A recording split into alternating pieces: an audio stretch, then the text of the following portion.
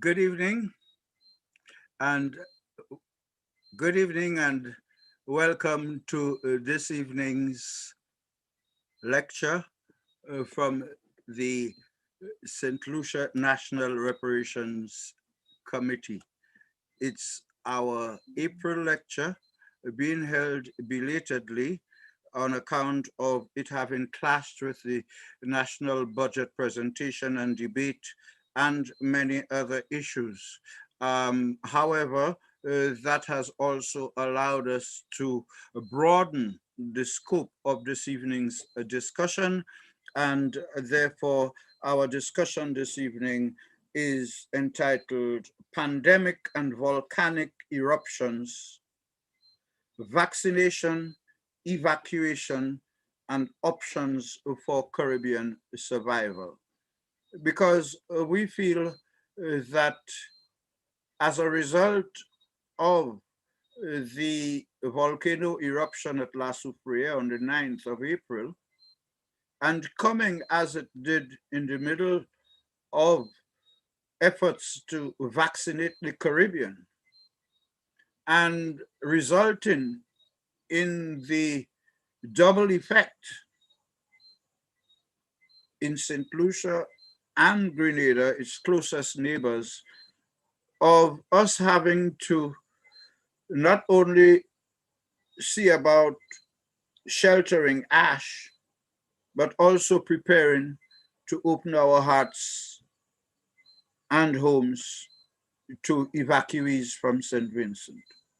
And again, all of that happening, like I said, in the middle of St. Lucia, St. Vincent and Grenada, and the rest of the Caribbean's efforts to get up to date with vaccination against COVID at a time when the rest of the world is trying to catch up with the necessity to vaccinate.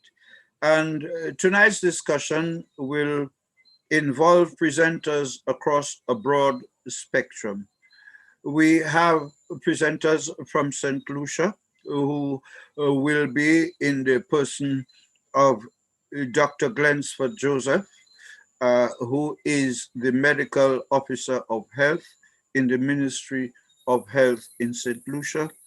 We also have Dr. Stephen King, consultant pathologist, former chief medical officer, who is with the organization called RISE St. Lucia. We also have in-house with us this evening, Dame Paulette Louisi, who is the chair of the Nobel Laureates Festival Committee, but an active participant and collaborator and one who assists generally in ensuring that these lectures take place and that they are held in the way that you have become accustomed to. And Dame Paulette this evening is with us to share in our discussion on this range of issues.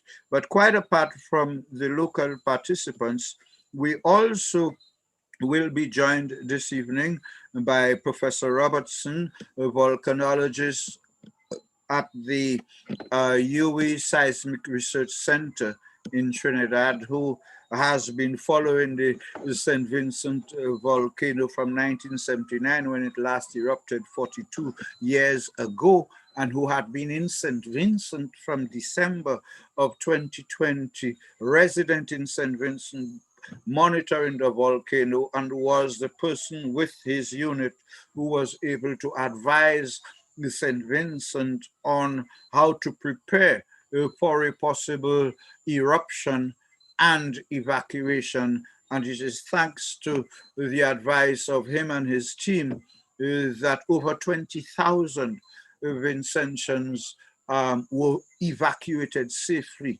before the first eruption. So Professor Robertson will join us. Unfortunately, he will be joining us in the second half this evening because as we speak, he is also sharing his wealth of knowledge with another or through another of these online discussions.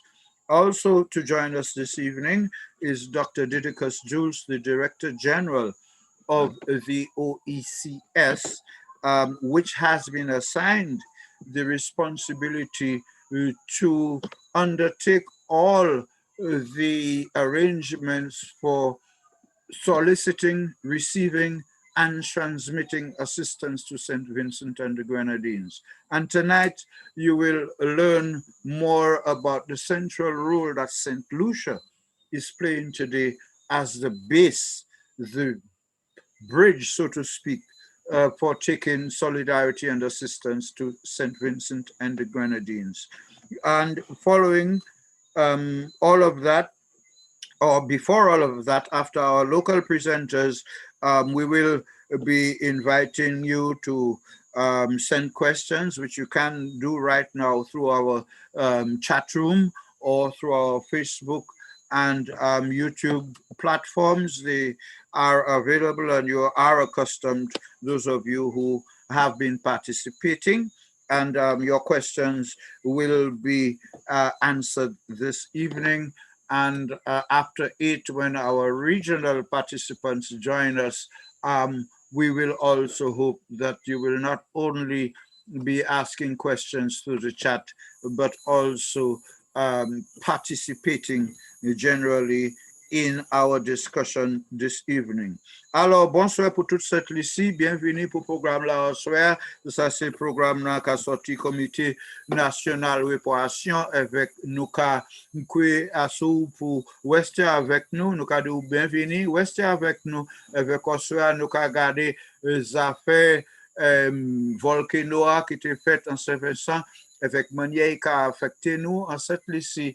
Avec nos cas souhaités qui nous avons un bon programme au soir à côté ou ça a pendant chaque à sous situation en Saint-Vincent, situation cette ici, nous les deux docteurs cette ici qui a adressé nous à sous situation cette ici avec nous deux les autres gros pitcha qu'on nous a dit à sous affaires Volcano avec assistance qui a fait pour Saint-Vincent au Lyon Caraïbe avec Polion la Terre. Alors, bienvenue avec nous, car invité pour rester avec nous au soir juste 9, puisque nous avons plus d'informations pour plus d'indications à ce qui a fait.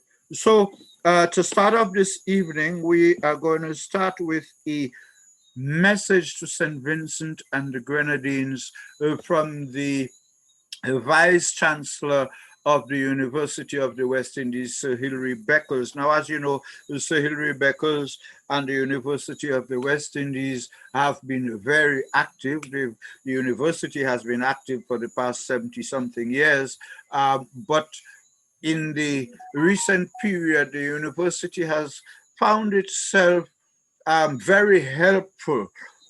For example, when it came to handling COVID, UE was able to establish a UE COVID-19 task force that was able to advise CARICOM governments 6 weeks before the first COVID case was discovered anywhere in the Caribbean. And the advice that the UE COVID-19 task force was able to give to CARICOM governments was indeed able to save thousands of lives. The University of the West Indies also came into the picture again in the case of St. Vincent, where it is the UE Seismology Center, which we have known in the press historically. It used to be the UE Seismology Unit, but it has evolved over the years and decades into a center that is properly staffed.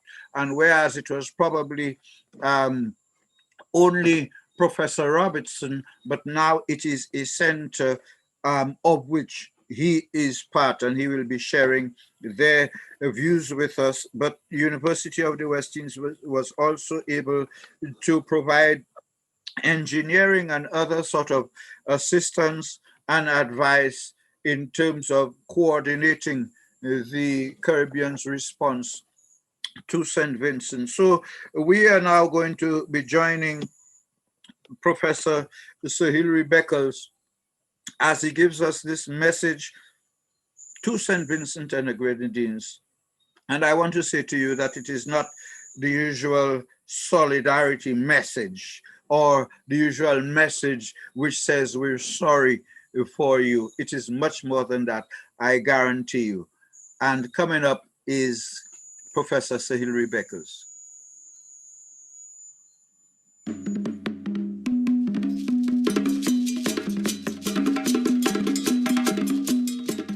Home of our historic soul, Vinci land, St. Vincent and the Grenadines, once again, is up against powerful forces that threaten not only its viability within the garden of the Caribbean, but its very existence.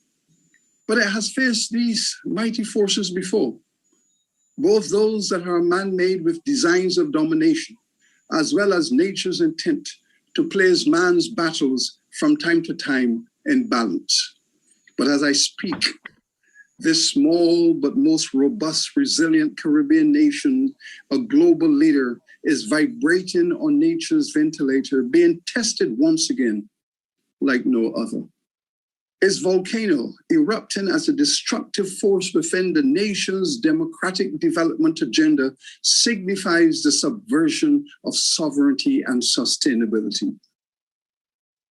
But it will not succeed in blowing away this balance because indigenous citizens and their Caribbean comrades are resolved to fight the good fight until each native child sleeps well at night under the blanket of their existential ownership.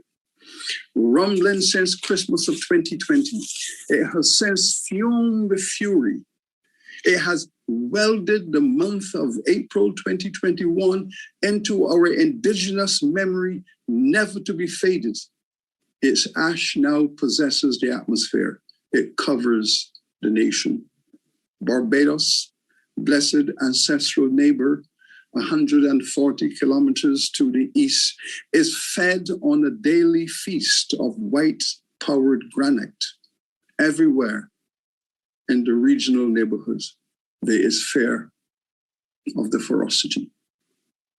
But throughout Vinci's history is a dominant narrative of the triumph over such adversity. It's a nation built upon the philosophy of never letting go, knowing all too well the science of defying the odds. It entered modernity and was shaped by the epic resistance to the Columbus enterprise that sought to assure indigenous genocide so that African enslavement and imperial rule could take root and flourish. But not here. Not here in these joyous hills. Here, with a mighty manifesto denying colonialists for 2 centuries space for its society in order to sustain slavery. Not here. Not here in Vinci land. First, the Kalinago, indigenous and ingenious, stood their ground in the hills as freedom fighters, kept this native nation as the center, the epic center of Caribbean consciousness of freedom as a homegrown political culture. Yes, this community has been resilient from time. It has faced death with dignity.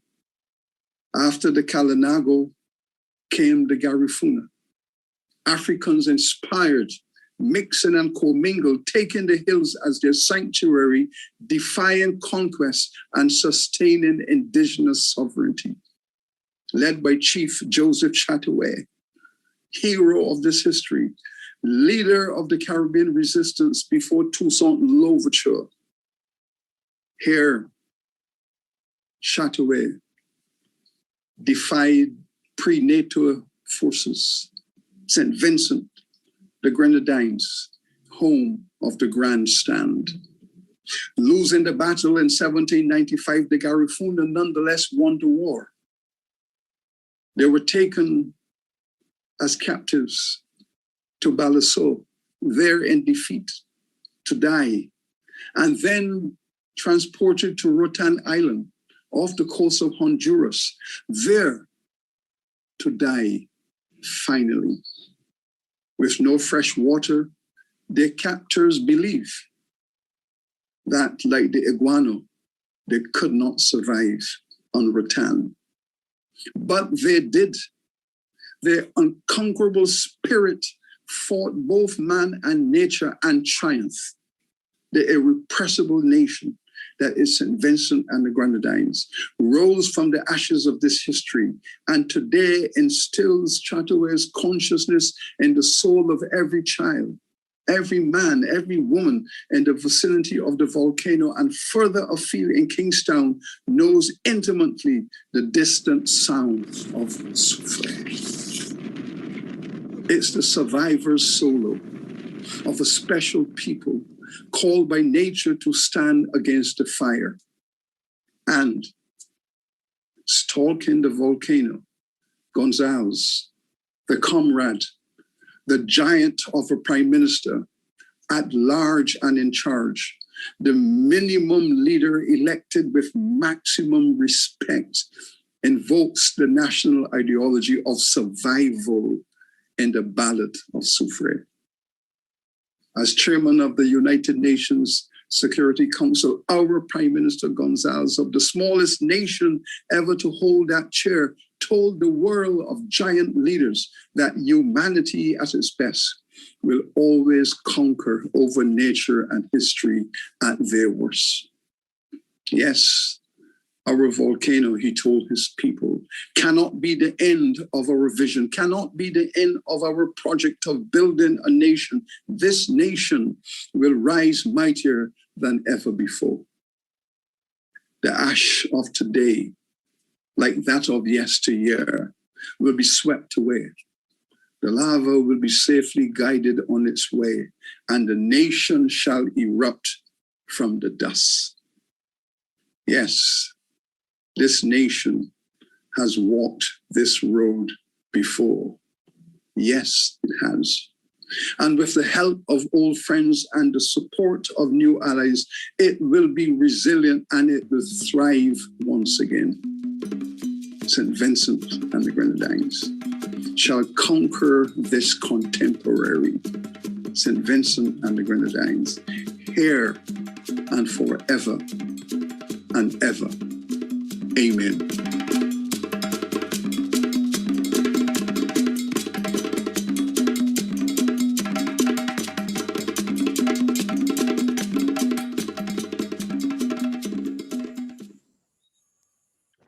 Forever and ever, amen. And thank you, Professor, forever and ever, amen. Thank you, Professor Sir Hilary Beckers. And what a message. I did tell you folks that it was not going to be the ordinary message. And there we found the history, and listening to him about the travails of the Garifunas in 1796. What it does, it allows us to be able to trace our Caribbean history and the links between St. Vincent and St. Lucia. The Garifunas didn't do it alone. There was St. Lucians and Grenadians fighting alongside them.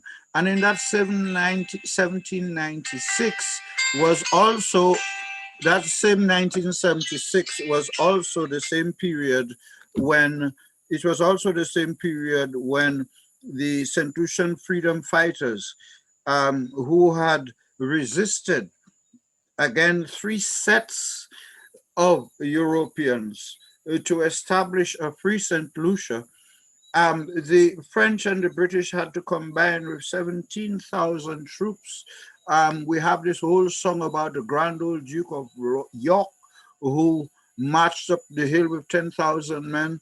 Well, all of that is a picture of the resistance that was taking place in 1796 through the Garifunas. And that sort of link, he talked about Chateau, the leader of the indigenous people in St. Vincent. These are histories that we do not read at school. And that is why the CARICOM Reparations Commission and the National Reparations Committee and our fraternal stakeholder organizations like the Nobel Laureates Festival Committee and the many others, the UWI Open Campus St. Lucia, National Youth Council, National Students Council, the Ionola Council for the Advancement of Rastafari, the Caribbean Rastafari Organization, the St. Lucia Archaeological and Historical Society, the Folk Research Center, the numerous organizations and entities and individuals who participate and who contribute. We have Don French, who is with us this evening.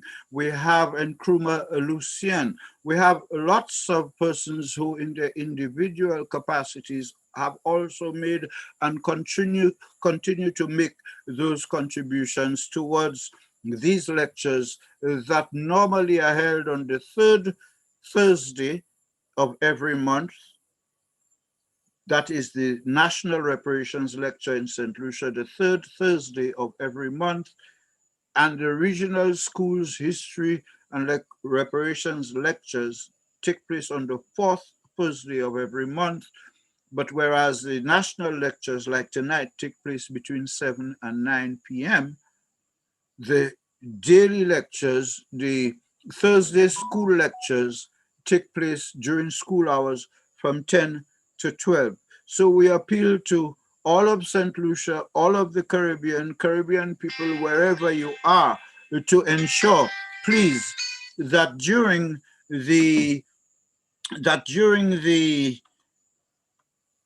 upcoming lecture on Thursday the 29th, this coming Thursday, day after tomorrow, that is when the regional lecture to all schools, including St. Lucia schools, will take place. And it is from 10 to 12 our time.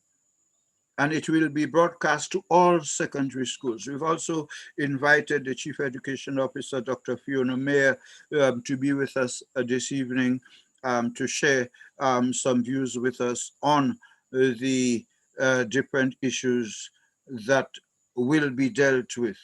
But all of that to remind you that on Thursday will be our regional schools lecture, which, as you know, the St. Lucia National Reparations Committee is hosting in coordination with the Center for Reparations Research of the University of the West Indies, which is based in Jamaica. So join us on Thursday, this same address, but from 10 to 12. And folks, this is where we go into the, I hate to describe it as a local segment because I always try to point out that in today's world, there's nothing local. Everything has a regional and an international connection. People are connected, countries are connected, the things we say and do are connected, and the things that affect us are also connected. And therefore, our two presenters in St. Lucia and out of St. Lucia this evening will be bringing us up to date, hopefully with the current situation insofar as COVID vaccinations in St. Lucia is concerned, how the ash from St. Vincent or the after effects of the volcano are affecting St. Lucia, and some of the related issues that we should be aware and mindful of insofar as the volcano eruption and the continuing COVID crisis. So our first speaker is going to be Dr. Glensford Joseph, the Medical Officer of Health at the Ministry of health and wellness in St. Lucia, no stranger to the airways, no stranger to St. Lucians, and a very hearty welcome to you, Dr. Joseph. Thank you, Mr. Bosque, for having me, and thank you for the rest of the panel and the rest of the team. I know we're going to have a very good evening tonight. It is interesting that you have pointed out the global connection that we have currently. And as we look around every day, we can see this in real time. As we're starting with the current COVID-19 pandemic, which we have learned would have started in the latter part of 2019, impacted us through 2020. And we have seen the global nature, globalization, and the interconnection of the various countries and the ease of travel and how it can move diseases across borders. And as such, by today, or as of yesterday, we would have seen globally, we would have had over 147 million cases of COVID-19 with over 3 million deaths. And this is quite significant. But when we look a little closer at home, St. Lucia, we can see that St. Lucia would have recorded its first COVID-19 case in March 2020, which was an imported case. And since then, St. Lucia would have managed several waves of COVID-19, the largest being during the January-February period, coming out of that Christmas festive season. Despite the many public health measures that were put in place really to manage and mitigate the impact of COVID-19. We have seen the pain and suffering experienced from the individual to the global level.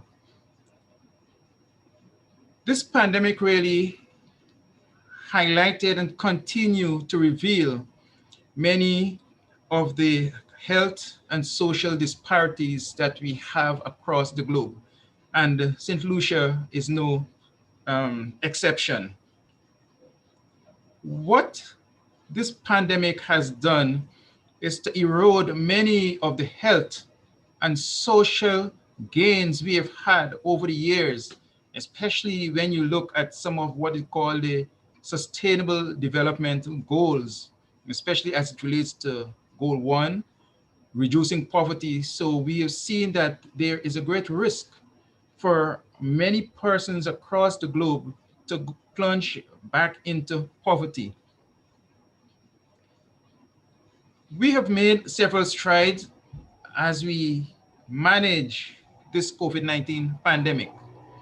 And in February 2021, St. Lucia would have added another tool, a very critical tool in the management of COVID-19.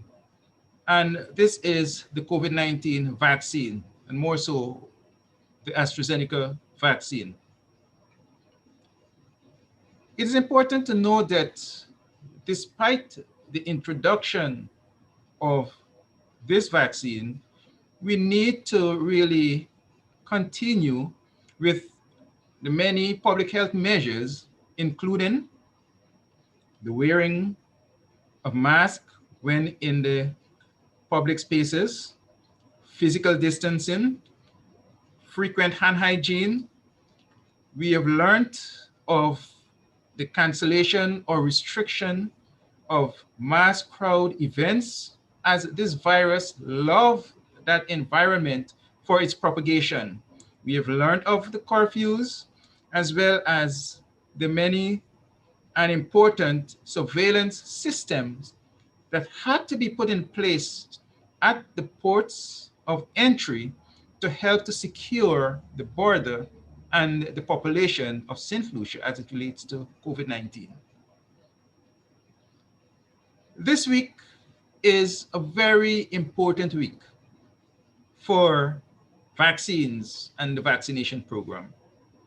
April the 24th to the 30th really is called the World Immunization Week.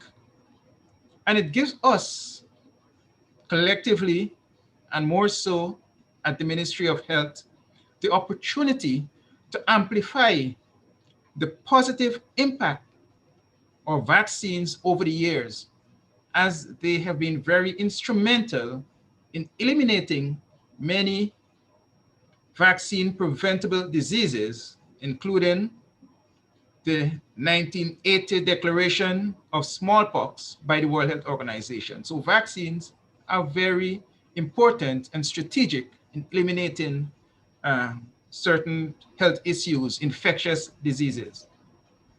In St. Lucia, on February the 17th, we have successfully rolled out our COVID-19 vaccination program. And by the 26th of April, we would have covered our first vaccination coverage of some 13% of the population.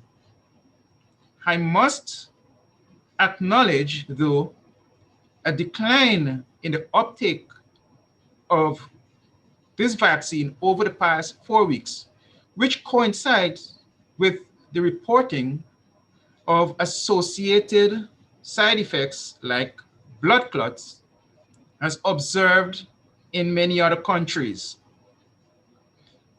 Such a reporting really increases the challenge and work public health and other health officials would have to overcome in restoring the trust and confidence in the vaccine to maintain or increase the acceptance and uptake of vaccines.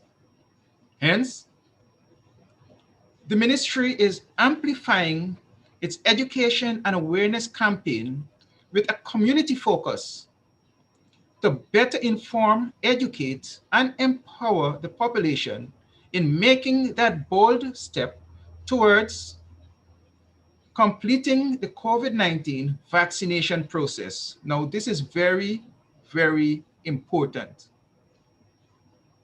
We have also, in an attempt to increase the uptake, would have revised our rollout policies. And now what we have done is to have what is called a phase 1 and a phase 3 being rolled out simultaneously so that we can capture those persons at medium and low risk to facilitate the vaccination coverage that is important for us to really get back to some level of normalcy in this country. As a result, we are targeting institutions, workplaces, the youth population, 18 years and over, as we try to get over 70% of that population immunity that is critical. It is important to note at this point, we continue to notice the reduction in the number of respiratory cases presenting to the clinics, the number of newly diagnosed COVID-19, and the number of patients hospitalized. But notwithstanding all of these gains, managing COVID-19 is still a challenge, as this pandemic has been complicated, and as Mr. Bosque pointed out earlier, by the explosive eruption of La Soufrière volcano in St. Vincent and the Grenadines on April the 9th, 2021. The resulting ashfall in St. Lucia increases the risk for worsening respiratory and other health issues. In addition, this natural disaster contributed to the internal and cross-border displacement of people in St. Vincent and the Grenadines. As a result, the Ministry of Health, in collaboration with the National Emergency Management Organization, has been preparing for and now responding to the humanitarian needs of our sister islands that is also impacted by COVID-19. Mechanisms have been put in place to allow for the effective processing of evacuees as they arrive and transferred or transit into the general society. The Ministry of Health, like many other agencies, is grateful for the wealth of information provided by the University of the West Indies Seismic Research Center, SIDEMA, CARFA, the Pan American Health Organization, and other response agencies in providing guidance in our planning and response to this distant yet close natural disaster. As you would recognize, while this event occurred and continues to occur in St. Vincent, many other territories in the immediate neighboring islands have been impacted, but also from an international level where flights have been impacted, and so it spirals off into a global impact. Many of the Caribbean territories are highly dependent on tourism. Hence, it is evident that the swift control of this pandemic at the national, regional, and global level is essential for the Caribbean to return to some level of social and economic normalcy. So vaccination combined with other public health measures are key in the management of this pandemic, and also very much important as we continue to provide humanitarian need to our sister island.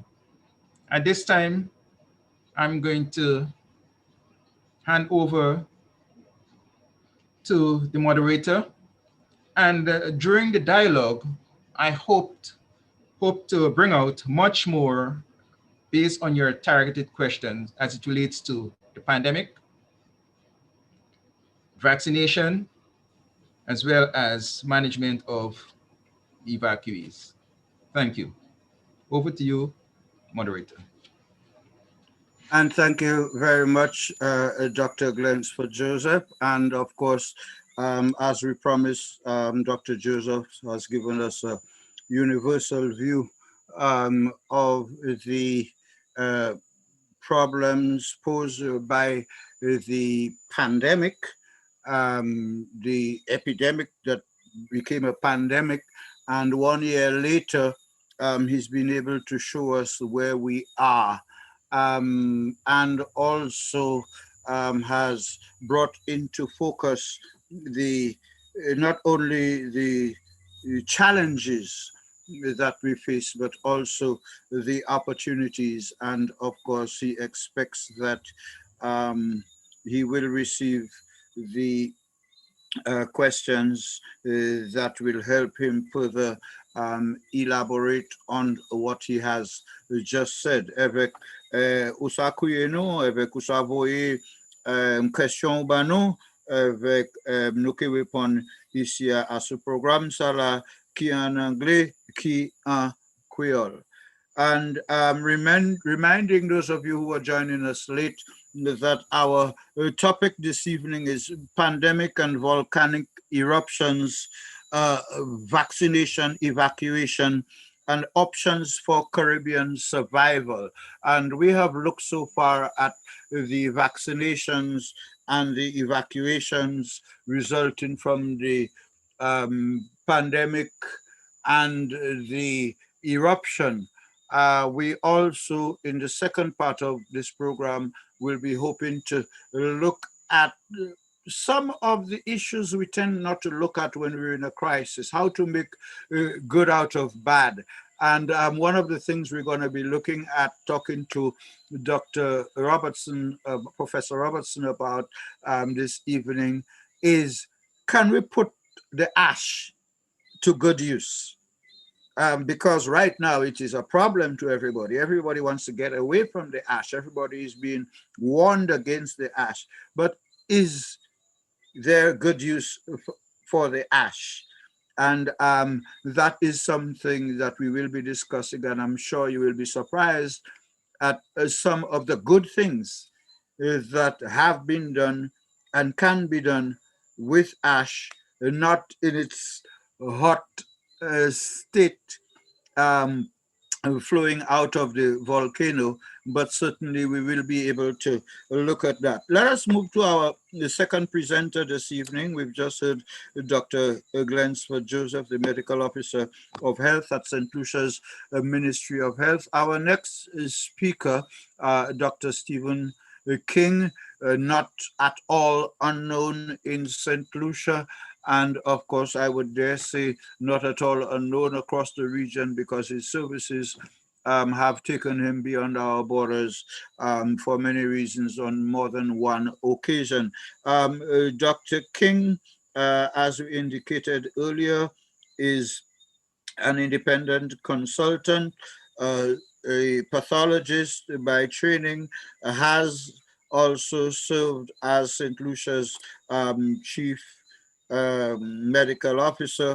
He's also served as an independent senator in the Senate, and his experience accumulated over that period of time has put him in a position to be able to share with us this evening his thoughts and views on the topic, pandemics and volcanic eruptions, vaccination, evacuation, and options for Caribbean survival. Over to you, Dr. King.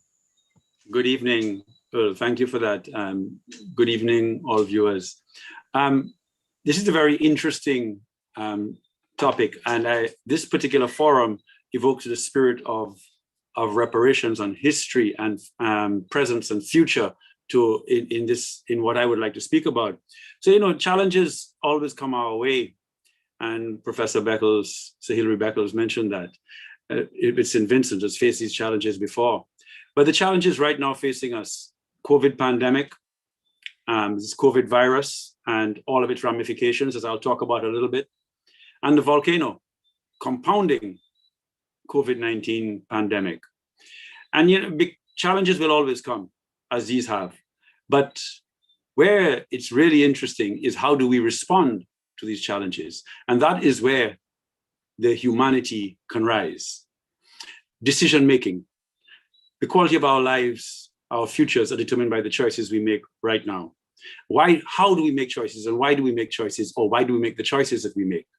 And if we look at COVID-19, and indeed the volcano, but I want to spend a little more time on COVID-19 and see the way we make decisions with regards to COVID-19. Does it reveal something about our decision-making, our history, and maybe some of the things we need to change? Because when you look at COVID-19 is actually a brutal little virus. It's a brutal little virus because it's stealthy. The vast majority of people have a mild illness. Many even have asymptomatic illness, no symptoms at all. There are a few people that get severe illness, get sick, and fewer again die. How many die? Anywhere about 1.5% if we look at the case fatality in St. Lucia. Some people might say it's less than that because we don't know of every case, maybe so.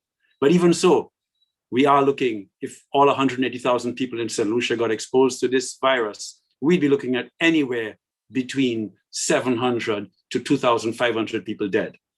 We already have 74 people dead in St. Lucia.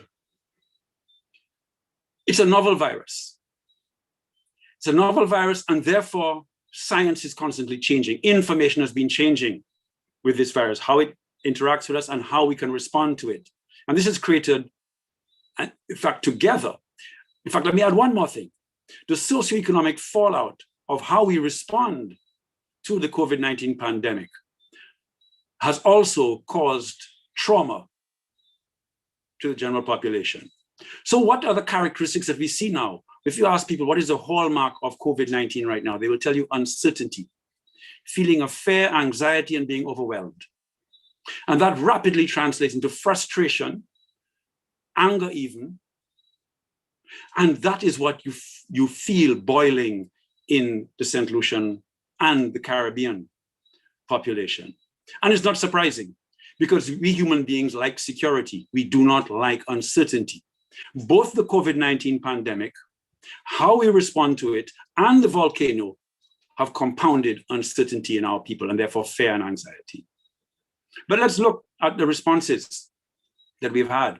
Now, if you want to approach a pandemic or an epidemic, you have a variety of public health strategies you can use. There's containment, which is case identification, isolation, quarantining.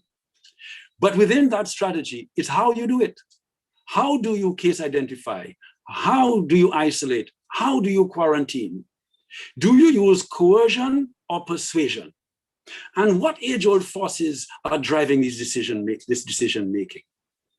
Is it the age-old forces, our historical coercive forces that have been inflicted on Caribbean people from really almost our inception, from the time the Europeans came here and found the Kalinago peoples, the Taino peoples?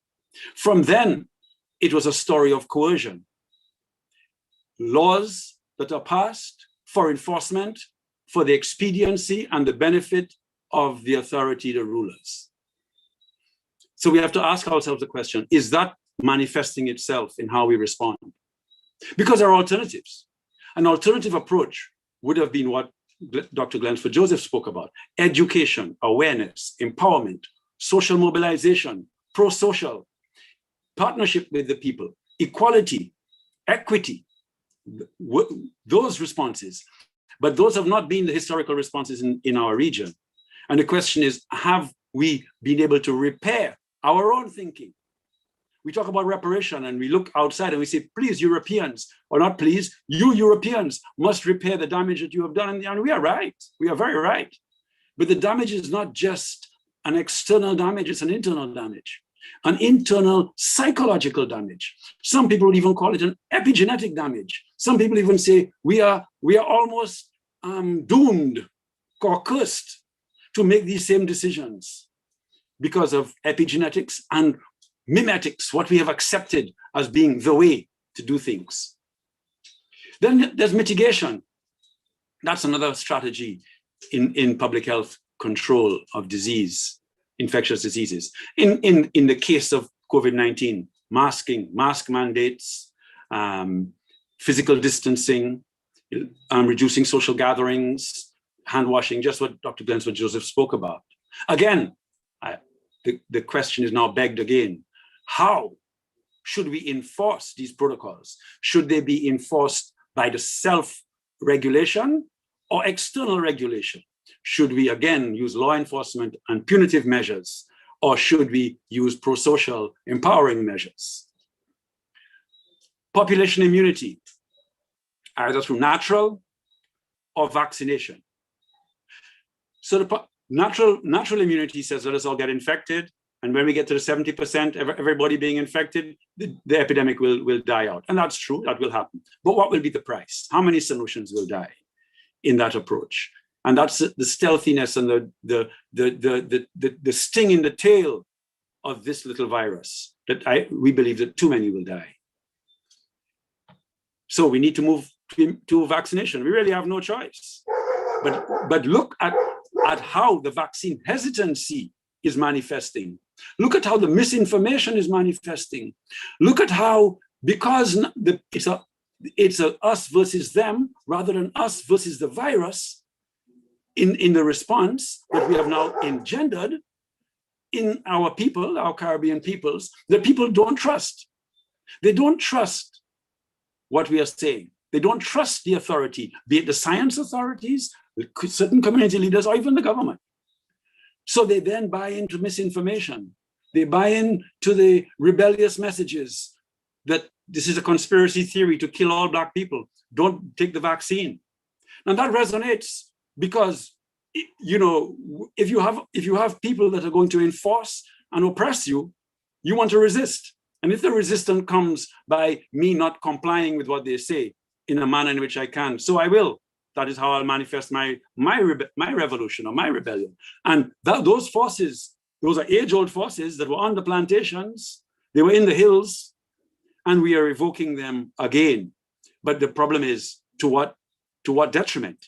In what consequence? To the very people who are then utilizing that or being driven by that particular force. You know, and generally speaking, government and leadership in various quarters throughout the Caribbean, I think, has not addressed the forces that are driving the panic or the anxiety and the fears and the lack of security, because the response to food security, physical security, financial security has been relatively anemic. There are many people that have been displaced. Many people are suffering with a lack of financial and food security, but those needs have not been truly met. And a Wepukau mentality is persisting. I'm all right, you suffer. And in a way, that has to stop.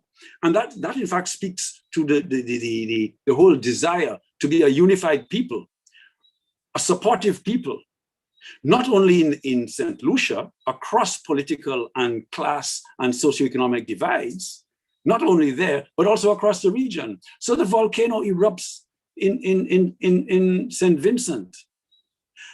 Yes, we respond because, you know, our hearts go out at the time of trauma and challenge and pain and death. We respond. But where were we a year ago in holding hands with Vincentians? Truly holding hands. Yes, we have an OECS. How are we really supporting? How are we really reaching across the water divides and really being a one Caribbean people, a one OECS people? We have great difficulty even being a one St. Lucian people, far less. So again, to me, the age-old division, that's a European force of keeping the people weak. You keep them divided. And I think that is what is manifesting. But at least we see a little inkling of when we have these big disasters of the return to that coup de main approach that support one another in a very, I would say, powerful way. But it should be there all the time. You know, for me, in my closing, I would like to say that we as a Caribbean people, as a St. Lucian people, we are on a freedom journey, in my view.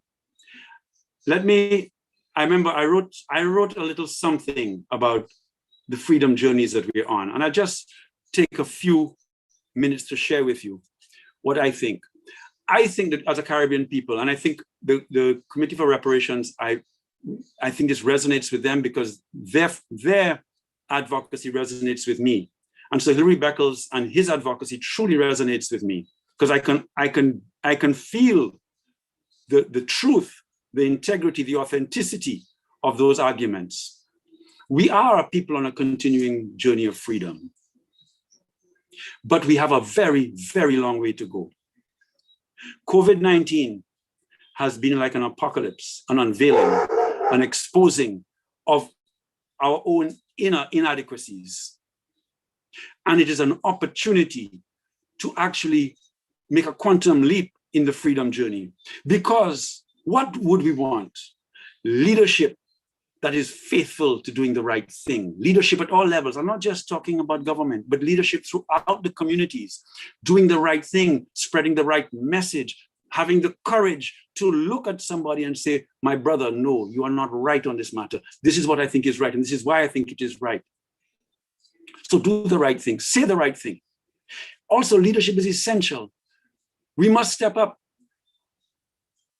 As freedom fighters stood up in our history, we must also stand up. We must have that courage. Leadership, and everybody is a leader in their own way, in their own household, in their own communities. Some just have greater opportunities because of the positions they hold. Also, leadership is always contextual. So this opportunity that COVID-19 has created is a beautiful context for genuine, real freedom-fighting leadership to manifest itself. Unfortunately, I have yet to see it in the region. Now, some of our countries have done very well. You could look at a country like Dominica or St. Kitts, Grenada. These countries have fared a lot better than St. Lucia and Barbados have. But the Barbados leader touches on it when she speaks of pivot. And I think that, to me, was, again, one of the iconic hallmark words of the response that we need to have, pivot. Because we are people that we should have learned by now, during this pandemic, that our current decision-making and our current responses and our current engagement with our people is not adequate. And we need to pivot. We need to pivot. I think she's so right on that. And it doesn't take long to pivot. The fundamental message is hope and empowerment. Because what the pandemic is doing and what the volcano is doing is eliminating hope or eroding hope. And believe me, the old myth of when I say myth, the old story, the old fable of Pandora, the Pandora's box. If it's one thing, when all was lost, hope was left, because hope is the one thing that can solve all chaos. But if you eliminate hope, all is lost. And I think that particular story makes that message come home. And it is very important that the leaders in the Caribbean reinvest in hope and make their people hopeful rather than despair, which is where they are. Because if we stay in despair, fear, anxiety, and frustration, which results in anger, the consequences could be dire. And we must, as I said, throw off the garments of oppression. And these are the garments in our minds, right? And we all suffer with it, right? And that move to a genuine democracy is where we must go, right? So for me, these were some of the themes, the hallmarks, and the ideas that occurred to me when Earl, you asked me to speak on the vaccine, COVID-19, and the volcano. I can tell you, as a pathologist and as a scientist, it is so simple for me to see what the solution is. But to get that solution to have effect in the general population is so difficult, because we are dealing with a mountain or mountains of issues that it's very difficult for us to surmount, but we must. And it's an opportunity that I would love to be part of. Thank you. And thank you, Dr. King. Certainly, you have raised lots of issues that we will be able to engage with in our discussion. Among some of the issues you raise have to do with the need for us to look at reparations and repair, the whole question of how we approach mitigation, mask mandates, how to enforce it, should be voluntary or not. You referred to herd immunity without mentioning the name, vaccine hesitancy, the responses. I'd like us to look later at the responses in terms of the Caribbean and the rich countries, how these responses have been. You mentioned the effect of conspiracy theories. Government responses are not holding up, you have offered. You referred to how the OECS and CARICOM states are responding, and mentioned the position of the Barbados Prime Minister on the necessity to pivot. And you have concluded on the strong point that if we eliminate hope, all is lost. And it is 1 minute after 8 by my time. And that would mean that we have just entered the second half of this evening's discussion. We normally describe it as a lecture, but it always turns out to be a discussion on issues of interest to reparations.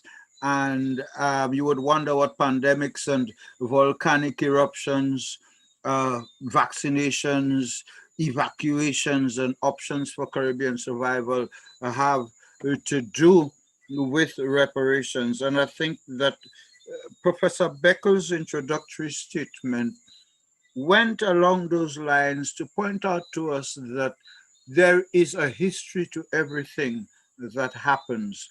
And we will go into a video from next. We will be showing a video of the Prime Minister of St. Vincent on the first visit by him and his cabinet to the area around La Soufriere, the closest that they could have got. And we will be hearing from him and his responses to the questions from the press.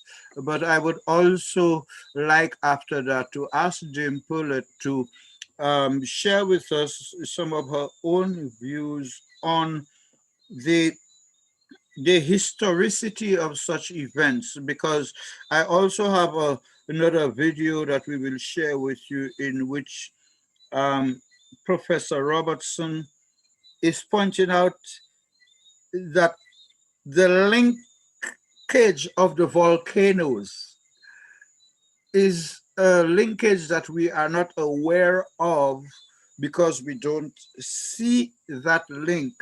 But it is one of those things that is right there in our eyes and we don't see it. But the history, the effects, and the influence and the importance of looking at the historical impact over the years. For example, in St. Vincent, this is not the first time that the volcano has erupted. It has erupted at least 8 times on record from the 18th century to now. But what has been observed is that every time it erupts, it is over a lesser period of time. The eruptions used to be 100 years apart, then they came 50 years apart, and the last one was in 1979, and it is now 42 years later, and each one is worse than the previous. And there's a history written, recorded, which is worth pursuing of, for example, I have read certain reactions of Vincentians speaking to the colonial overlords of the time about how the 1902 eruption affected them. And you'd hear people talking about staying at their home and having to leave because the ashes was so hot it would burn the roofs of the houses. Now we're talking about 1902. And in the previous period to that, there's the history about how the land reform that was recommended after an earlier eruption, simply from the standpoint of improving and increasing the production of sugar or whatever the crops were during slavery times at the particular period. The recommendations were always aimed at ensuring the safety of the colonialists and without any consideration for the slaves, because they were regarded as property and not as human beings, and therefore their lives are not having to be taken care of. And the accumulative effect of bad responses over the centuries is something that, if we look at, will help us better understand what could have been different if things had been done differently. But let us now, like I said, I will invite Dame Paulette to share her views with us. not only this issue but the issues on the agenda this evening. But I'd certainly like to hear her view on the role that history can play in our better understanding of how we responded to earlier travails, from the standpoint that if we know more about how we dealt with it previously, then that would prepare us better to handle it now. So I'd like us to go, like promised, to the next video, which is one of the first visit to the danger zone by the St. Vincent Prime Minister. And here it is. Driving up to a danger zone. A convoy of vehicles taking the Prime Minister to see the damage the volcanic ash has caused firsthand. Soldiers man this last checkpoint. From here, no one is allowed past without permission. That's because we're now firmly in the red zone, the area surrounding the volcano La Soufrière in the northern part of the island, the place hardest hit by the eruptions. Looking out of the car window, a grey haze as far as the eye can see, not just affecting people's homes, but their livelihoods too. Here, the Prime Minister, Dr. Ralph Gonzalez, stops the convoy to assess the damage. This is what the ash has done to the bananas. Same thing it has done to the plantains. So everywhere you go, you'll see them. We've just stopped in a village outside of Georgetown, and these are banana crops, and they are completely destroyed by ash. This is the first time the Prime Minister has been able to venture north, and we're travelling with him.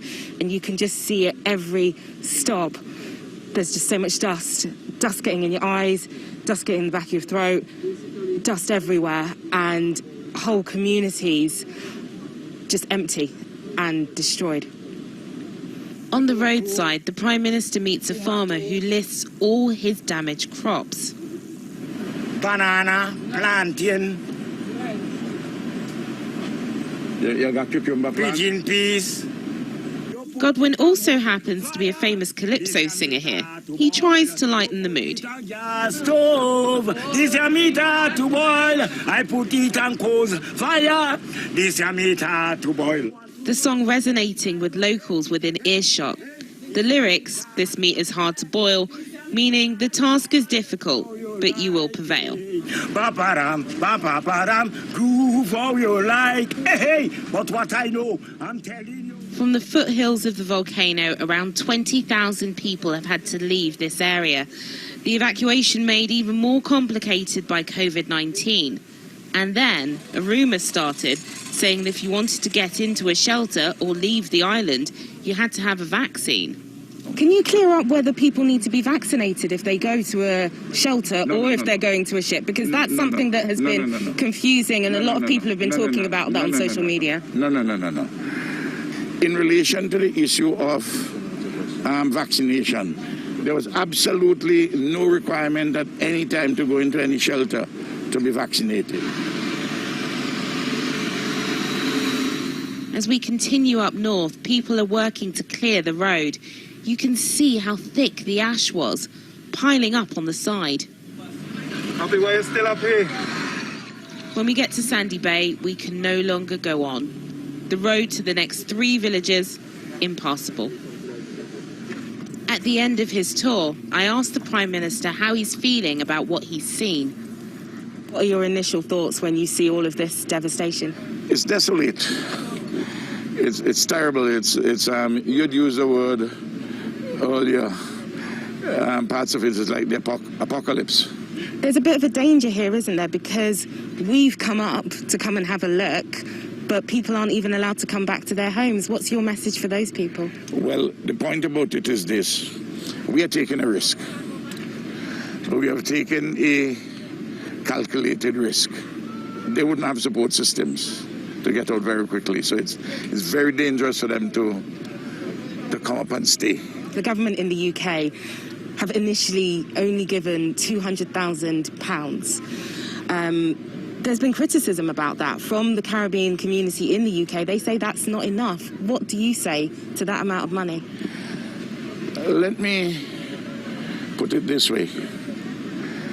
The noblest form of solidarity is not to give from the surplus that you may possess, but from the little that you have. That is a guiding principle. And whatever we get from anyone, we thank them and we thank Almighty God. I am sure that the British government will continue to partner with us as they are doing on several things. Our High Commissioner is in touch with the British government, and they are looking at ways and means in which they can help further. This is by far the worst damage we've seen. The only people left are trying to clear their roofs of ash before they collapse. They tell us they'll go back to shelters in the safe zone, but they have no idea when they'll be able to return home. And thank you so much. Aisha Tull is the reporter who brought us that very graphic report out of St. Vincent and the Grenadines. I did say earlier that we will be inviting Jim Purlett to share some views with us. I have also been informed that Professor Richard Robertson is in the house. Welcome, Professor. And Professor Robertson, who is attached in a very strong way to the UWI Seismic Research Center. In your absence, Professor, earlier I said that as a journalist with more than 4 decades of experience, I have over the years been accustomed to referring to the UWI Research Seismology Unit, but it has evolved to a center today.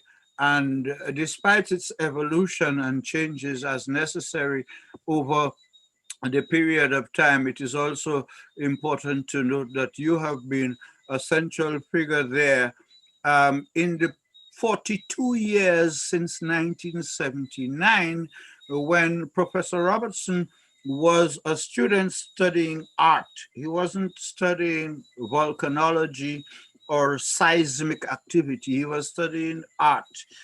However, his experience of the 1979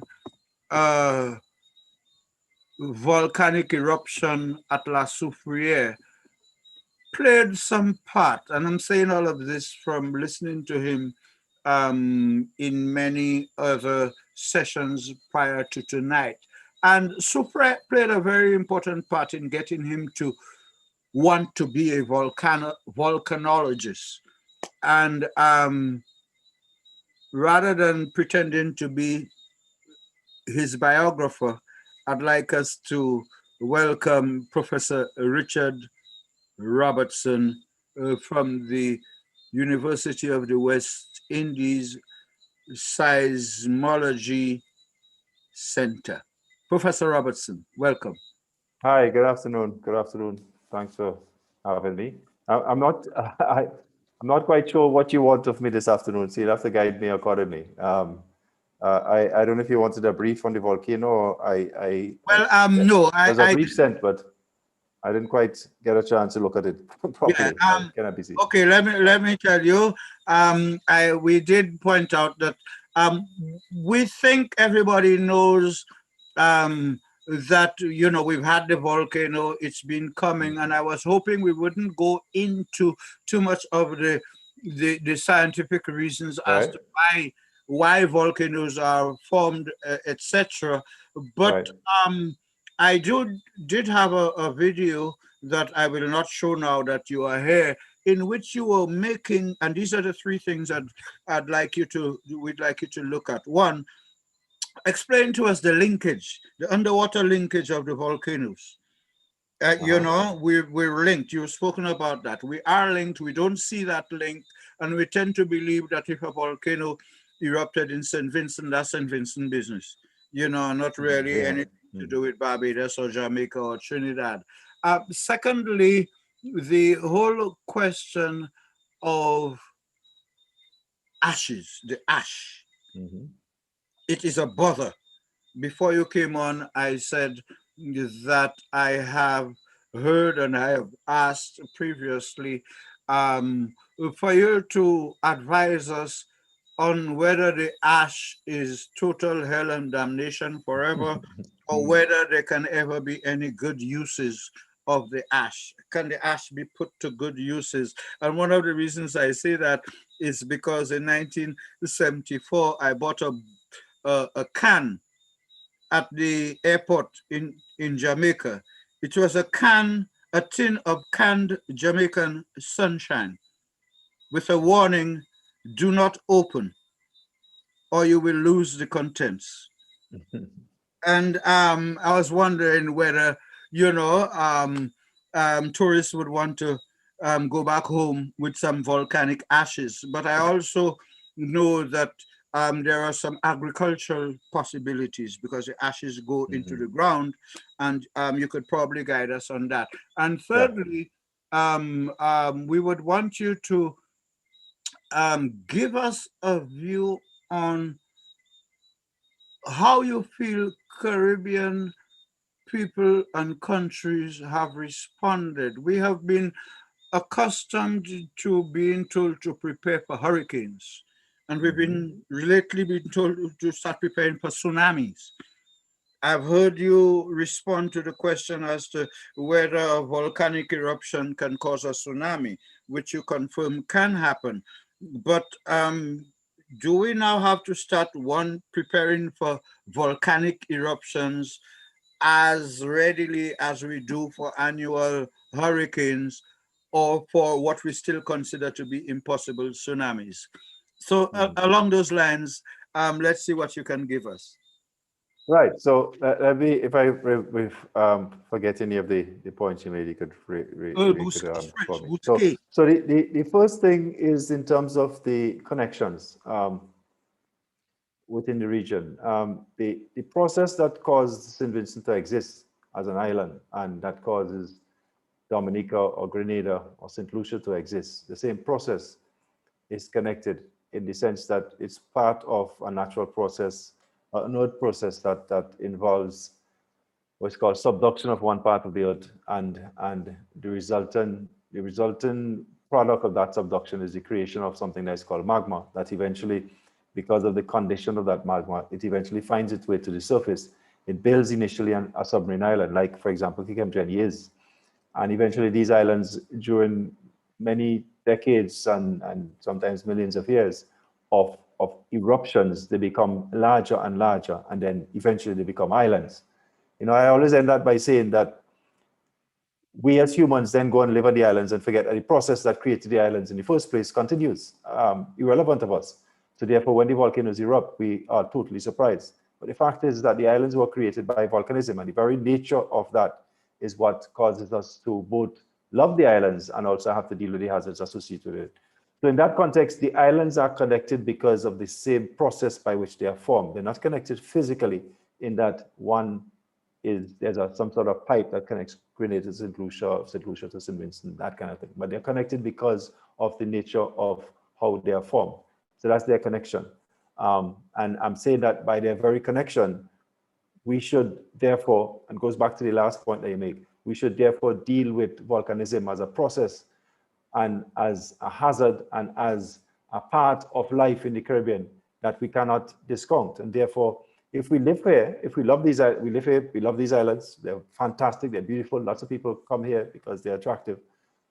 But there are times when these islands show the process of their growth. So part of how St. Vincent was created and how part of how St. Vincent gets bigger is by the process of volcanic eruptions. The eruptions create land and expand the land. And therefore, if we live here, we have to account for both the times when the land is being created as well as when we are living on the land. And we haven't, as people in the Eastern Caribbean, we haven't, I think, fully dealt with that. We like to live on the island and like the islands for their beauty. We don't like them for the volcano and the volcanic hazards. because it could do damage. I'm saying that we have to learn to live with both. Otherwise, we really should not be living here, and we would not ever be able to sustain our life in a certain way if we are not able to deal with the hazards that these volcanoes have. Your other question in the context of ash, I will start by saying that I'm not an expert in art or in ceramics or in those things, but I know about volcanic ash. And volcanic ash, unfortunately, is a misnomer, because when we think of ash, we think of charcoal and the burning of organic material and the fine powder that is created. The organic material, as when you burn organic material, you have this ash that's created. Volcanic ash is fundamentally different. Volcanic ash is essentially the breaking up of the magma that was created, this earth material that came out, which is crystals and fragments of rock. When you pulverize that and you make it into small pieces, you get what is called volcanic ash. So volcanic ash is naturally very abrasive, and therefore it could be, if you think of practical uses, it could be used to create materials that could then be abrasive and could then be used in an abrasive way. Volcanic ash is very strong. If you could use it, a lot of the materials we use in the region, in fact, is volcanic in nature for construction. Some aspects of the ash, in fact, some aspects of the ash that Soufrière produced was very, very fine, because the volcano essentially naturally pulverized the rock such that you have a fine, very fine powder, which is also very, very tough. So if you think of all the things that you could do with that, there are lots of things that you could do that from a building perspective, from a construction perspective. But also, volcanic ash also has is kind of slightly coated in certain kinds of materials, certain kinds of minerals that make them potentially useful in terms of a health perspective. So there are lots of uses. The ash itself could be worked into not only construction materials, but also into beauty products. They could be used as in mixing with other products because of the nature of the material. I think what will have to happen is that, I mean, geologists, we understand, we know what the chemical composition of the ash is. We know enough about the grain size of the ash. I think we don't know very much about how you could use the ash in other things like agriculture, in tourism, or for ceramic product, for other kinds of products. I think there are lots of applications of them. There's lots of knowledge about what the material, what the nature of the material is. What it really needs is for someone who probably has that other side of that you need to sort of make it into a commercial product in various fields, both in art as well as in building, as well as in other, agriculture. There are lots of applications for it. But what you need, the people like myself wouldn't necessarily think of that. We could provide you with the information that you need to do it. What you need is the persons in that field to utilize it. And I don't think there's enough of that being done. So for example, in St. Vincent now, because of what has happened with the volcano, large parts of the island is covered in different thicknesses of ash. So in fact, I was in the field today, and I would say it struck me that one of the things that somebody who's involved in agriculture, for example, could do, they could start looking at how the ash is integrating and what effect the ash is having in areas that has a very fine dusting of the ash versus areas that have a thick covering of the ash. They could look at how could you integrate the ash or the material that's been dumped by the volcano into the soil such that it would have certain effects. We need to understand that there were studies done after the 1902 eruption of Soufrière. There were studies done, I think, in 1979 by the Faculty of Agriculture in St. Augustine, and in 1902, I think, when they had the Imperial College of Tropical Agriculture, way back then, there were studies done. Unfortunately, it seems that those studies have not, they're done, and they're not necessarily, I don't get the impression they're currently being used. So that's just to say that there's lots of potential. You asked about ash. There's lots of potential for the ash. You wouldn't get it from people like myself in terms of what the potential is. But I can tell you that the material properties of the ash is very strong as a material. It has certain chemical properties that might be useful in terms of it as a health product, say, and it's workable as a to work it into a piece of art, for example. And you spoke about it being a souvenir, say, for tourists. So there are lots of potential, but it really needs the people who have those interests to take that interest and to carry it further.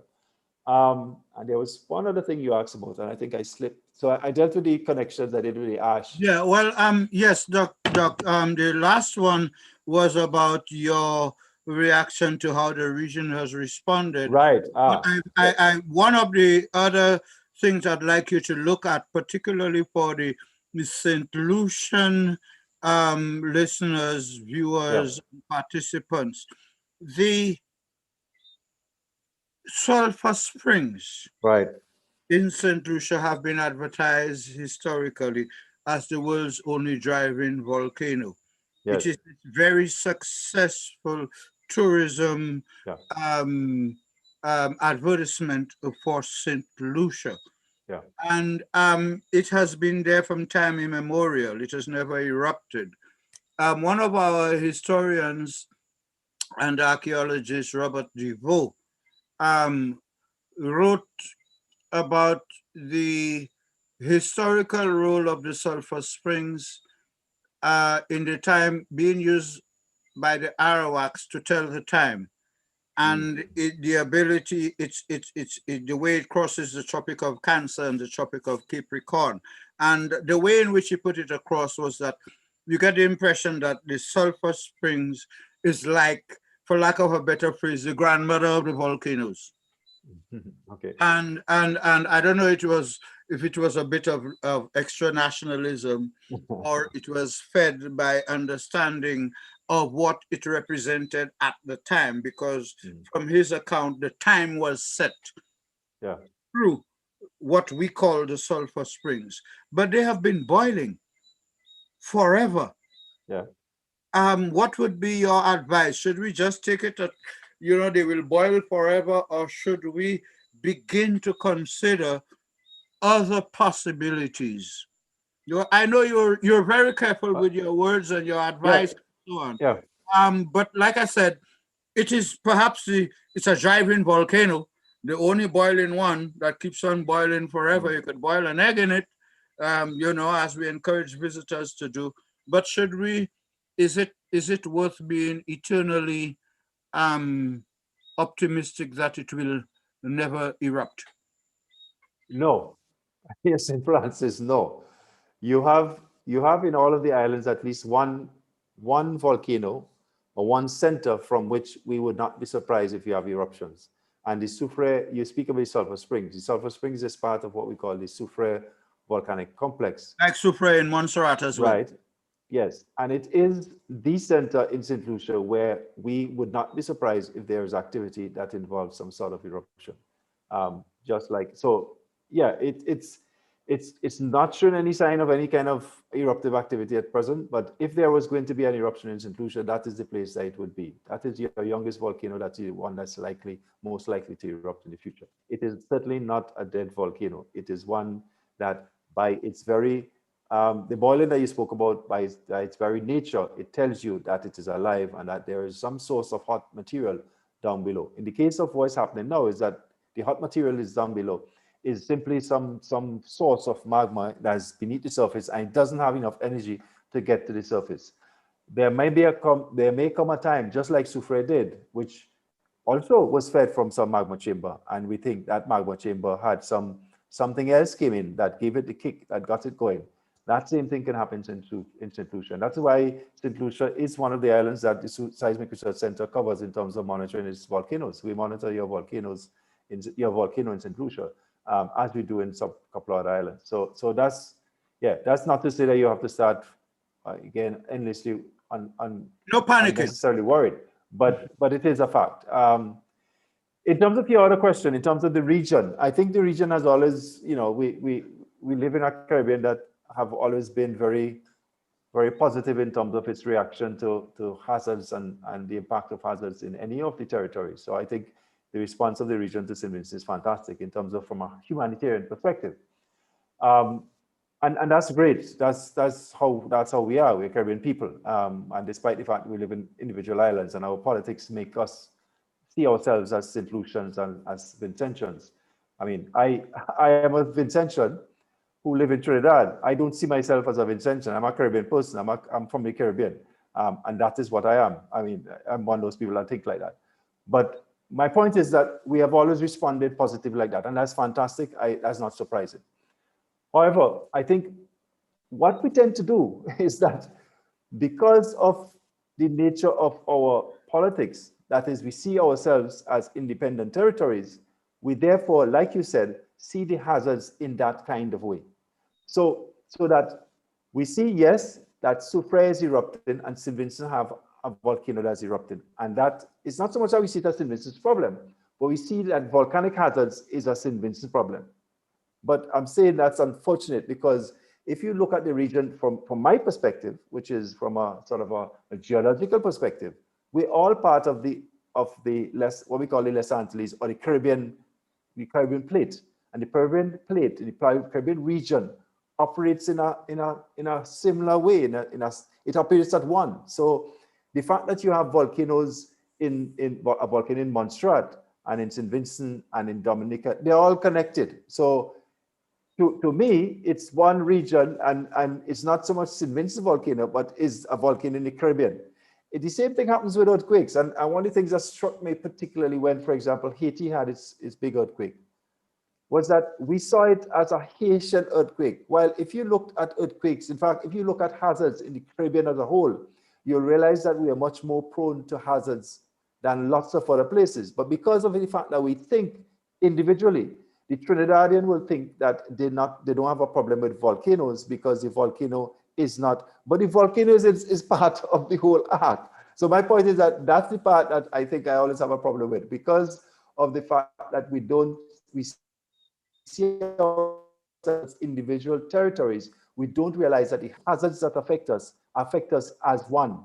And in the case of St. Vincent and in the case of volcanoes, it's particularly so, because when a volcano erupts in St. Vincent, yes, it's having most effect on St. Vincent, but because of the fact that the volcano produces a lot of this same thing called ash, and because the ash can go practically anywhere once the wind blows it, it means that in a real sense, when the volcano in St. Vincent erupts, it's not a St. Vincent problem because it's going to produce ash potentially in Barbados, in St. Lucia, in Grenada, and more importantly, it's likely to affect our aviation industry. That's a key thing. So that for the last couple of weeks, the planes have had to be flying around St. Vincent because they're trying to avoid it.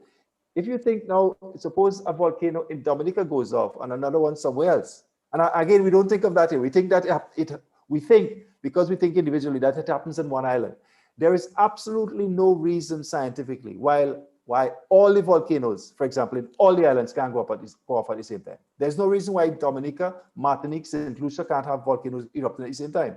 But we don't think like that because we think it individually. So I think in the context of what you're saying, I think that's the issue that we have. We don't think geographically of ourselves as one because we think individually of ourselves as the island nations. And that means that in terms of solving the problems we have to solve, it puts us in a kind of a jacket that is difficult to get out of, because we try to then solve the problem in the island, and the problem solution often needs a regional kind of perspective to deal with it. Thank you so very much, Professor Robertson, because your contribution this evening has certainly put into perspective what I expected and what I was hoping for, and that is your ability to explain to us that interconnection that we do not see, but which is real. We are into the last, it is 8:35 by my clock. We're into the last section of this evening's program. We have to try to entertain as many questions as possible. And what I will do at this point, we only have one promo this evening. It has to do with storytelling. And I thought we should promote it because the art of storytelling is something that is absolutely important to be able to get the messaging across. Like Dr. King said, he knows what he would like to recommend, but getting that message across is difficult. I heard the same thing from Professor Robertson, that as a geologist, he has ideas and his recommendations would be influenced by his ideas and his training. However, he would like those of us who are better able to grasp the concepts to take it from there. I would like to introduce you to um, uh, the following video in which will speak for itself, but it introduces the writer A.L. Don French, um, whose second book many years ago was entitled um, um, Peanuts Reparations Story. That was all of maybe 5 years ago, and Don has metamorphosed from an author of initial stories to a prolific author of countless stories. This promo will explain more than I can. Let's go with it.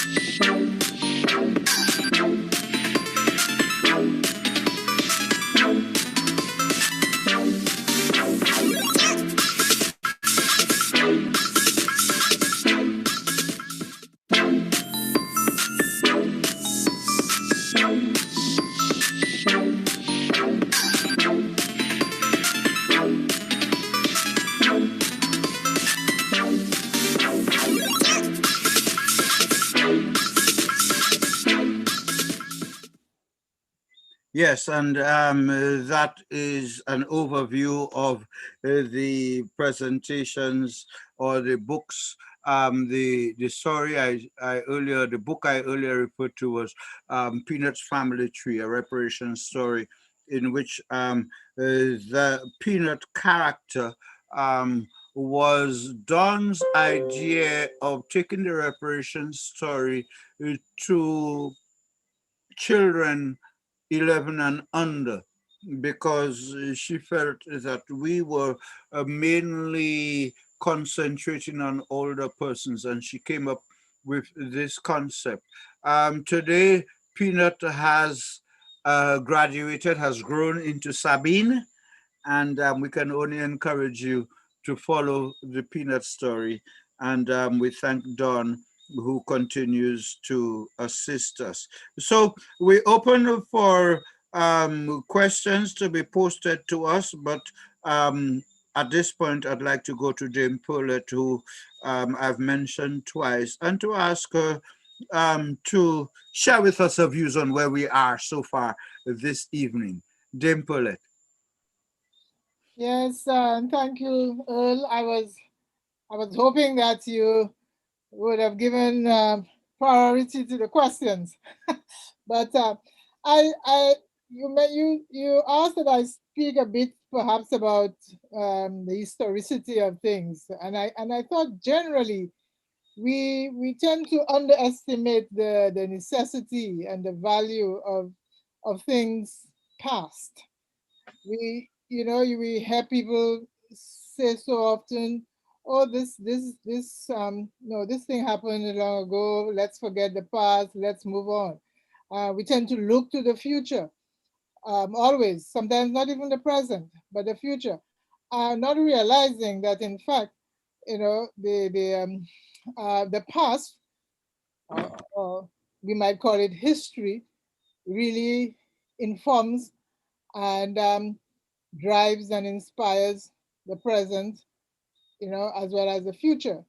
Now, when we talk about history, some people would think of it as an academic, subject. You hear people lamenting about the fact that history is no longer taught in schools, and so.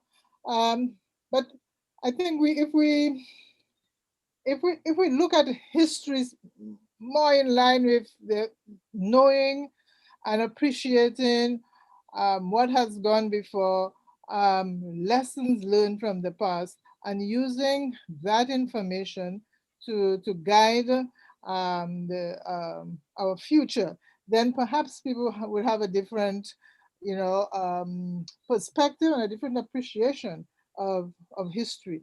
I mean, I was listening to Dr. Robertson there, and just simply when you was talking about, the use of the experiments or the use of volcanic ash in different fields, agriculture, construction, etc. We realized that the research that was done and the lessons learned, haven't seemed to inform what is happening now. So that's my take on it. You were saying? Yes. Oh. Yeah, thank you so very much, James, because the role of history, and as I explained earlier, we do these reparations lectures to schools, which we have done 6 of so far. The 7th is going to be tomorrow, on Thursday. And invariably, what we have discovered is that these lectures are really history lectures, which interest the teachers as much as the students. And therefore, we have to see that what we are taking to the schools is history that is not in the history books, history shared in the way it hasn't been taught. And we have to encourage parents, guardians, teachers, and everybody else who may be at home, bearing in mind that in some places students will still be attending school from home. But let's move on. I have a question for Dr. King. It is, what does the person say here? Yes. Herd immunity. Do you think that herd immunity requiring 70% of the population to be vaccinated is an effective, has proven to be effective? And the second part of it is, should we take any offense to human beings being regarded or referred to as part of a herd of animals? I like that. And in fact, I think it was somebody was pointing out to me that Ralph Gonzalez says it's not herd immunity, it's population immunity, because his people are not part of a herd. And I understand that. I mean, herd immunity is just an old term because the science was first, the whole immunity and vaccination was often came out of the animal world. So the herds were how people spoke about animals. But whatever you want to call it, herd immunity or population immunity, I prefer population immunity myself. I think it's a better term. But the person asked whether the 70%, really the 67 to 72% target is effective or is correct. Well, you can look at that in a variety of ways. And in fact,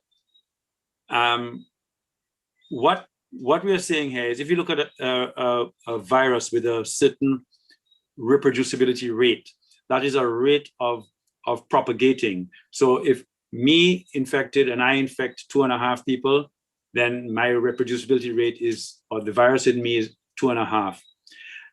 That, with that kind of this respiratory virus with a 2.5 or so reproducibility rate, the mathematics of the curve of infection and reduction of the epidemic says that that will happen around 70%, when 70% of the population is immune. This will stop it. If this was a measles virus with a reproducibility rate of over, let's say, something like 4.5 or more, then it would take 95% of us to become immune before that particular virus would stop. So in other words, the amount of people that need to be immune for it to stop in the population is based on the infectivity of the virus. So in a way, we're somewhat fortunate that this virus is not, its infectivity rate is not as high as other viruses like measles. So it gives us that opportunity to get herd immunity at about 70%. In addition, you'd have to appreciate that we already have had the virus in circulation. So we have a certain amount of immunity already. So our vaccinations will be on top of that immunity. It's interesting, and I want to share this at some point in time with Glensford Joseph as well. We just did a little seroprevalence study since January of the population of people with antibodies. We looked at it just under 1,000 people, and 18% of them had antibodies. Whereas last year we did about 1,000 people and looked at them, and 3.47% had antibodies up to December last year. To me, that's interesting data, because it just means that a certain amount of us already have a certain amount of immunity based on natural infection. And when we add our vaccines on top, which speaks to a vaccine strategy of saying we are vaccinating people who have not had COVID in the first. That is one of the strategies we were using to try and get to people who are not immune, to try and get to herd immunity more quickly. Also, the other thing to say on this is that if you look at countries like Israel or countries like the United Kingdom, even the United States, you begin to see that when the population gets up to 50, 60% of people being vaccinated, you can see the pandemic dying. You can see the epidemic dying. So it's showing us in reality that the mathematical model is also, we believe, correct. And that is why we still hold on to the 70% population immunity.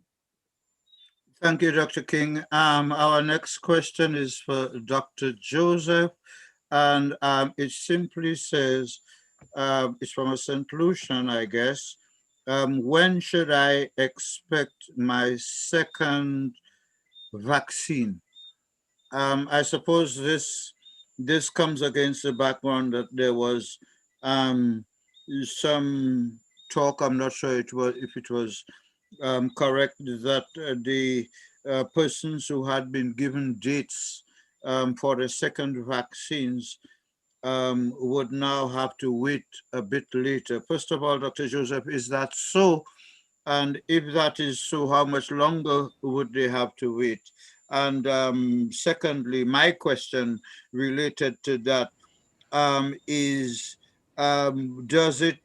it associated with the fact that we are part of the COVAX arrangement, where we have to await the availability of vaccines negotiated on our behalf, over which we have no say as to when they will arrive?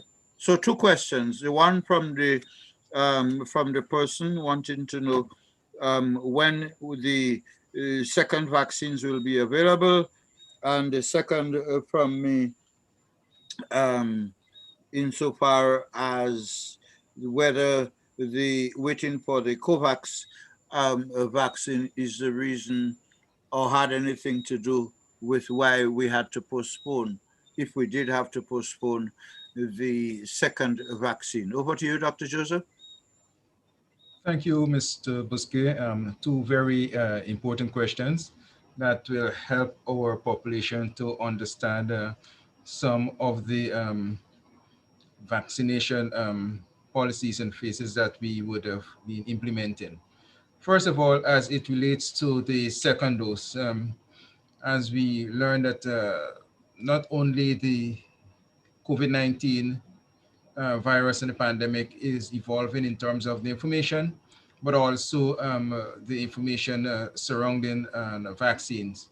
Initially, with the rollout of the vaccines, they were working with a period of some 4 to 12 weeks as it relates to your second dose. But as they continue their research and the findings, is that they recognize that the vaccine is even more effective as you administer the second dose closer to that 12 weeks mark. And so they would have provided us now with the second vaccination dose to be administered between that 8 to 12-week mark.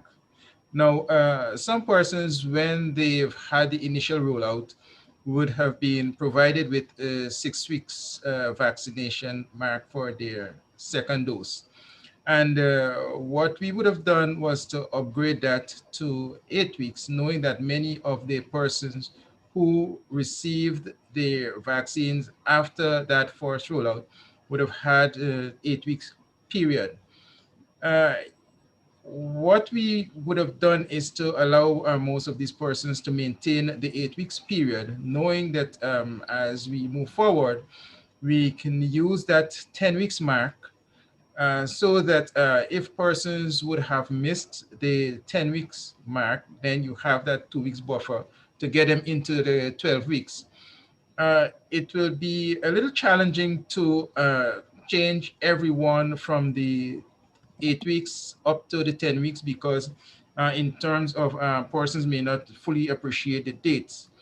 So what you find, you have that 8 week mark as your return date given to you at the time of your first vaccination dose.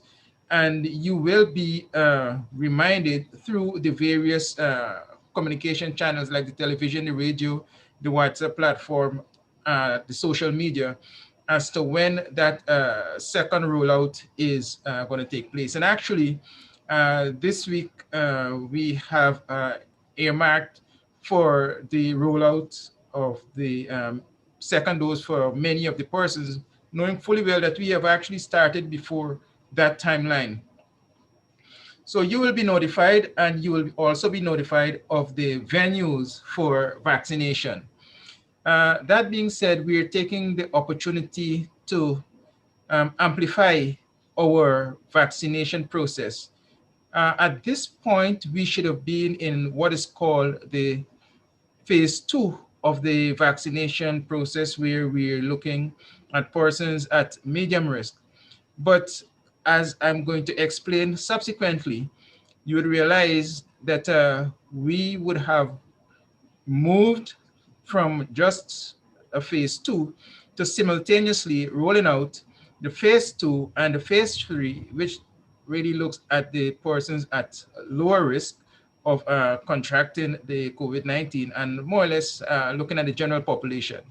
As such, what we are doing is to target those facilities, institutions, workplaces, um, places where you have the youths, and trying to have what is called like that community engagement beyond having vaccination sites established as we have done in the past, so that we can penetrate the population much faster to achieve, as Dr. King explained, that population immunity of 70% or greater. Because you're going to realize that the earlier we get to that level of coverage, combining with our public health, other public health measures, in conjunction with other regional and international bodies achieving such a vaccination rate, is that it's going to allow all of us to really quickly get back to some level of social and economic normalcy, as you would recognize that this is all a global village, and what impacts one impacts the other. And so we need to move together as we try to get back to that level of normalcy to really alleviate some of the very adverse impact that we are seeing COVID-19 is unleashing, not only on the health, but on the economic, psychological, and every aspect of life. As it relates to the reason for us starting off with a phase 1, is knowing at that time we were not only depending, but likely to have had the first batch of vaccine from the COVAX facility. Now, this facility was really established to allow for the equitable distribution of the COVID-19 vaccines to all states, all countries, irrespective of whether you are a high income, middle income, or low income country, because it was established clearly that all countries need to manage this pandemic effectively in order for that normalcy that we are looking for. They did establish a mechanism whereby they would have been providing each country with just 20% of their population's requirement in the initial phases of their distribution to the countries. But in that 20%, they would be providing just about 3% initially. Now, for St. Lucia, with this population of approximately 181,000 plus, we have seen our 20% worked out to be about 74,400, call it 75,000 doses of vaccines that boil down to about 37,000 persons. So you would see that with such a limited number, and bearing in mind your first tranche or your first batch would be 3%, which would be much smaller, you had to be very targeted with your vaccination drive to really get to those persons who were at very high risk of contracting and transmitting COVID-19, like healthcare workers, fire officers, even the police officers who are heavily engaged in security and in the community, in the wellness centers, but also persons who were at, and are at high risk for developing the severe form of COVID-19, such as persons in over 65 years of age, and this can vary in some countries, as well as persons who have comorbid illnesses. And as such, we would have set up the phases, like phase one, dealing with that first group high risk. Then phase two, when you would have had, so your phase one would have been dealing with your first 3% of your COVAX. Phase two would have been handling your up to 20%. And by the time you have more vaccines above your needs or your demand, then you'll be able to open up to the rest of the population. Now, one of the good things that happened is that we've had an initial donation from our sister islands, thanks to St. Vincent and the Grenadines. Thanks to St. Vincent and the Grenadines, who did provided us with some. We've had Dominica, as well as Barbados. And we've had a significant inject of vaccines from India. So this would have taken our vaccination stockpile, even before or without COVAX, to some 28. So we would have had 23, yes, about 28,000 doses of vaccine. So we were able to start off the process even before COVAX. Now that COVAX would have, and before I go that far, you will see that we would have utilized just over 24,000 doses of the vaccine, over 24,000 persons having that first shot. And you would agree with what Dr. King would have indicated with the serosurveillance, indicating that many of the population would have been impacted with COVID, even though if you were to do the whole population, your figure is likely to go up. But that being said, that added to what we have been doing in terms of our vaccination, knowing that your first dose of AstraZeneca vaccine is going to increase your some level of immunity and offers up to about 60+% protection. But you need that second dose, which many of us are waiting for, and your audience would have rightly asked the question as to when they're going to get a second dose, because we all need to have that second dose to get over to that 70 plus efficacy or protection. So as we get this 24,000 doses from the COVAX, it would allow us to first start providing the second dose to those who would have had their first dose, but also knowing that another batch of vaccine is on its way, and by the end of May, we should have 50,000 more to make that 74,000, to start vaccinating other persons who need the first dose. Now, this leaves us with the need to find about 100 and 40 something to 150,000 doses to really bring us up to that level of coverage. And as such, the government of St. Lucia, in conjunction with the Ministry of Health, collaboration with the Ministry of Health, are working with that bilateral agreement arrangement, sourcing other vaccines that are already in the pipeline. But that being said, the COVAX facility also offers us the opportunity to purchase vaccines. So beyond your 20% allocation through COVAX, countries would have to procure the remaining 80%.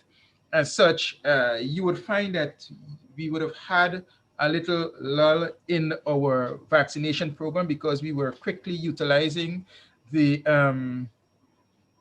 donations we have had, thanks to the success of the many interventions. And of course, we did acknowledge that while we've had such a great success, that was dampened by some of the reportings from the international scene. And as such, we're going to continue working to ensure that all our the population that are eligible for the vaccine do get the vaccine, as we continue to monitor the population for any adverse reaction or side effects so that we can take the necessary steps. So yes, you're going to have your second dose. It will be announced. We are working with that 8 to 12 weeks timeline revised. And as I said, the closer you take it to the 12 weeks, according to the research, the more effective would be the vaccines. And yes, we agree there were limitations in the doses, and this was something across the globe, as demand earlier was much greater than the supply, and so you had to be strategic. But as we are getting more vaccines and we know that more vaccines are on the way, we have revised our strategy, moving from just a phase 2, which we should have been now in, into both a phase 2 and phase 3, where anyone who would like to have the vaccine can just walk in to get the vaccine. Thank you. Over to you, Mr. Bosque. Thank you so very much, Dr. Glensford Joseph. We have gone over our allocated time. I would beg Dr. King to give us, if possible, his brief closing remarks. I'm cognizant of overtime, so I'll just say, at the end of the day, I like what Professor Robertson said. We are one Caribbean, we are one people, we are one St. Lucia, one people. And I think it's time that we reach across all the divides and understand what we need to do to not only survive in this Caribbean with all our challenges, but I think step it up one more than that and thrive. Because I think we have that ability. We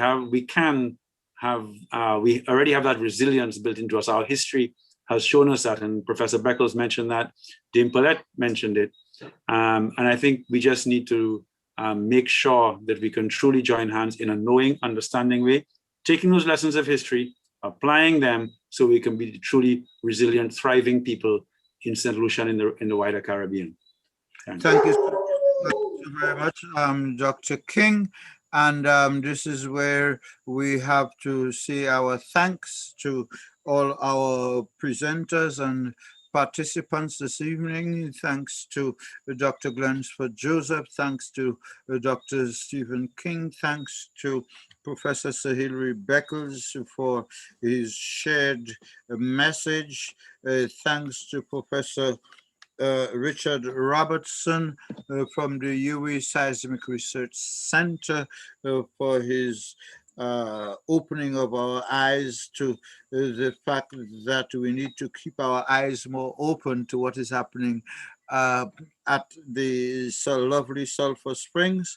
We also want to give the usual thanks to our local collaborators. We want to thank Dame Paulette as a member of our stakeholder team that ensures that these lectures come across twice a month. We want to thank Kevin George, representing the UWI Open Campus St Lucia, who are always on board for every lecture, and he's representing them this evening.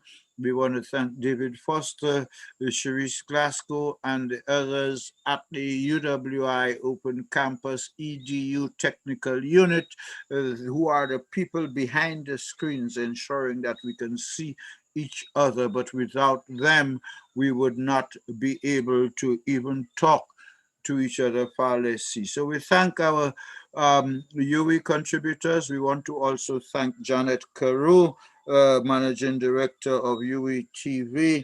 We want to also thank everybody else, including Dawn French, for her contribution of her promo this evening. And I'm reminded that the name of the book is Peanuts, A Family Story, a Reparations, Peanuts Family History, a Reparations Story. And you will be hearing much more about that from us in the times to come. So from all of us to all of you, thanks for participating this evening, and we invite you once again to join us on Thursday morning from 10 to 12 for the 7th Regional Virtual Reparations and History Lecture to Caribbean schools, to schools in all CARICOM countries, secondary schools in all CARICOM countries, and be part of that monthly historic event.